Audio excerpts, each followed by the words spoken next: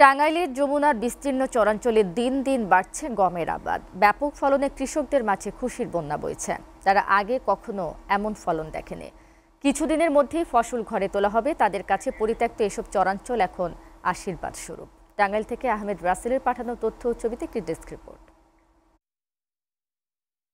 যমুনার চরাঞ্চলে এখন সোনালী গমের শীষ দোল খাচ্ছে বাতাসে। এ এক অপরূপ দৃশ্য। যমুনা নদীতে জেগে ওঠা চরে যেন কৃষকদের হাফি ফুটেছে। চলতি মৌসুমে টাঙ্গাইলে ৪,৫৫০ হেক্টর জমিতে গমের আবাদ হয়েছে। তার মধ্যে বেশিরভাগই চর।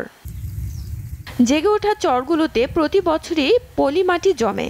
অল্প পরিচর্যাতেই ভালো আবাদ হয় গমের।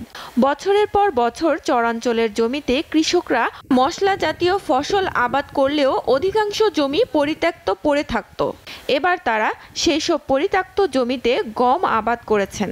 ব্যাপক ফলন পেয়েছেন তারা। দানা ভালো হয়েছে, ফলন ভালো হয়েছে।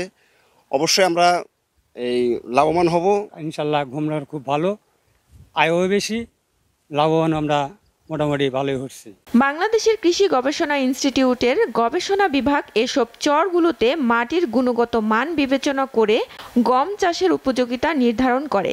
কৃষকদের উদ্বুদ্ধ করার পাশাপাশি তথ্য ও প্রযুক্তিগত সহায়তা প্রদান করে আসছেন প্রতিষ্ঠানটি।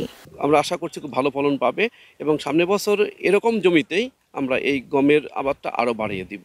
এতে আমাদের চরাঞ্চলের অনাবাদি জমি আমাদের চাষের আওতায় আসবে এবং দেশের সার্বিক উন্নয়নে আমাদের কৃষির যে অবদান, সেই অবদানটা আমরা জিডিপিতে রাখতে পারব। নদ নদীর অববাহিকা সহ পরিত্যক্ত জমিগুলো গম আবাদের আওতায় আনা সম্ভব হলে গমের আমদানি নির্ভরতা অনেকটাই কমে আসবে বলে মনে করছেন সংশ্লিষ্টরা।